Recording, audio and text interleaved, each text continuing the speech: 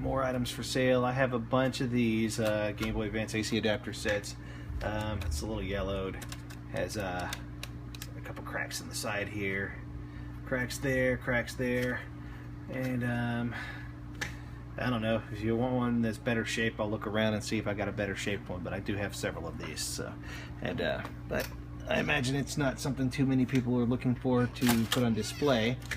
I have this used one here too that I'm also selling, so if you are looking for one to display and one to use, then buy this and I'll dig out a better version, a better condition displayable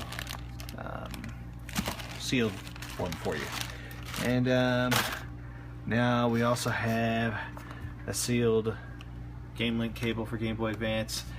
This one came from Blockbuster Video, and it's not in great shape, but it is sealed. So we got a crack there, warps and bends and everything. Crack here. This side looks all funny. It will still stand. That's not saying too much though. So, and so yeah, not the most presentable condition. Maybe you can clean it up, or you have some way to display it that doesn't really show it from the sides. And but there we have it. So now I actually had this on display, and so it's in much more displayable condition. A little dusty, I haven't really cleaned it off. It is the metallic Hylian Shield and Master Sword. I don't know if you can see it with this lighting here, with a soundtrack CD for the Zelda Twilight Princess. And it says there's also a certificate of authenticity included inside here somewhere. It's from Collectors Society and Master Replicas. I guess it's really the same company.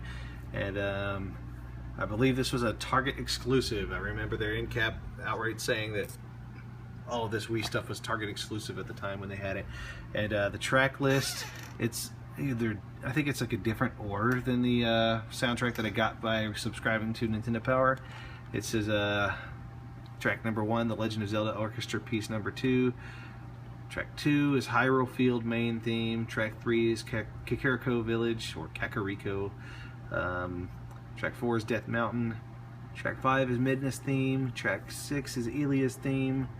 And it also has a Master Replica's logo on the sleeve.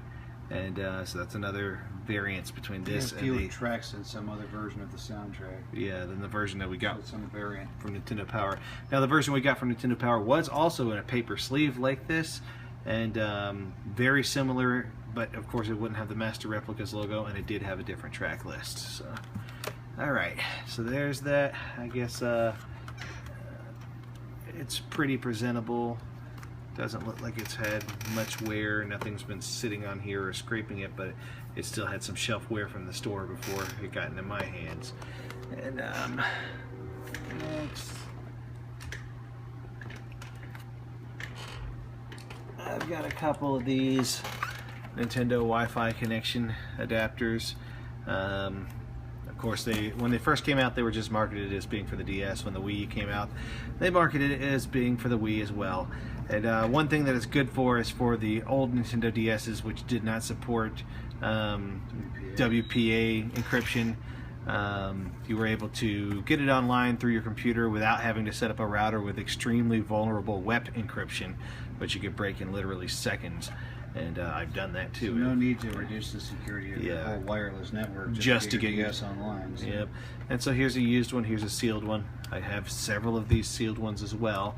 And I don't think Nintendo has updated the drivers for the latest operating systems, but if you could virtualize Windows XP, or if you still have an old Windows XP system around, these would work great. I know that they have a Realtek chipset in there, and if you could find the drivers for the Realtek chipset, you could at least get it to work as a... with some Buffalo driver. Yeah, and I'm sure you would be able to get it to work as a Wi-Fi adapter, a USB Wi-Fi adapter. And I remember doing that when they first came out, and I was even able to, the software that I was able to get for it even allowed me to set it up as an access point, which is kind of what Nintendo software is doing with it when it allows the Wii and the DS to connect through it. But Nintendo software rejects everything that isn't a Wii or Nintendo DS, and that's the way they keep things somewhat secure. And I think that's it for these. Anything else? That's it. Stop.